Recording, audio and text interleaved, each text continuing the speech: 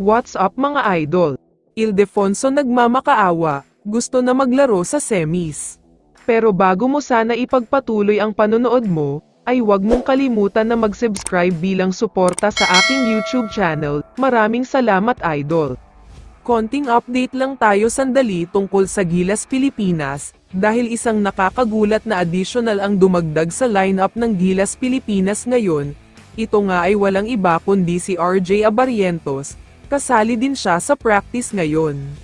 Pero ang pinaka nakakagulat talaga sa balitang ito, ay kasama na din sa practice ang role player ng Ginebra na si Ralph Koo. Maganda daw kasi ang performance niya sa Game 3 kaya isinali siya sa team practice ngayon. Wala man sila sa official na lineup, pero ayon kay Boss Al ay isinali sila para magkaroon ng dagdag experience. Lalo pat after ng Gilas Pilipinas ay magsisimula na ang panibagong laban, ito nga ang best of 7 semifinal series.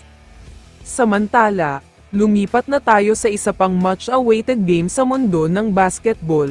Ito nga ay ang sagupaan ng rising team na Northport Batang Pier, number 1 team sa LMSyan, kontra naman sa powerhouse team na Ginebra. Maraming nagsasabi na magiging madaling serye ito para sa Ginebra. Ang expectations pa nga ng lahat ay 4-0 sweep ang mangyayari sa serye na ito, pero nagkakamali kayo dyan dahil ibang-iba na talaga ang Northport ngayon. Mukhang may isa pang player na gustong sumali sa kanila, ito nga ay ang kanilang draft pick na si Dave Ildefonso.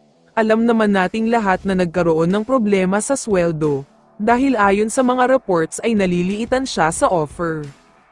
Hindi lang yan, kung naaalala nyo pa ay may sinabi noon ang tatay niya na si Danny Ildefonso, na ayaw nilang maglaro ang anak niya sa farm team o ayaw manalo, nagkaroon pa nga siya ng multa kung hindi ako nagkakamali. Pero ngayon nga ay tila nag-iba ang ihip ng hangin, sinabi kasi niya na pangarap pa rin daw niyang makapaglaro sa PBA, nag-congratulate pa nga siya sa Northport at sinabi niyang wala daw siyang grudges o sama ng loob. Sa tingin ko naman, mukhang hindi na dapat pabigyan ng chance ang ganito. Ginamit ng Northport ang kanilang pick para lang makuha siya, pero dahil sa hindi satisfied sa sweldo na inoffer sa kanya kaya umayaw siya. Sa tingin ko ay tama lang na wag na siyang pag-aksayahan ng oras dahil maayos na ang lineup ng Northport ngayon. Kapag magkakaroon pa kasi sila ng additional player, baka magkaroon lang ng problema sa chemistry nila.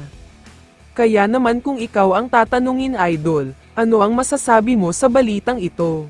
I-comment mo naman ang sagot mo sa tanong na ito. So dito na nagtatapos ang video na ito. Maraming salamat sa pagsuporta at panonood mga idol. Ingat at bye-bye.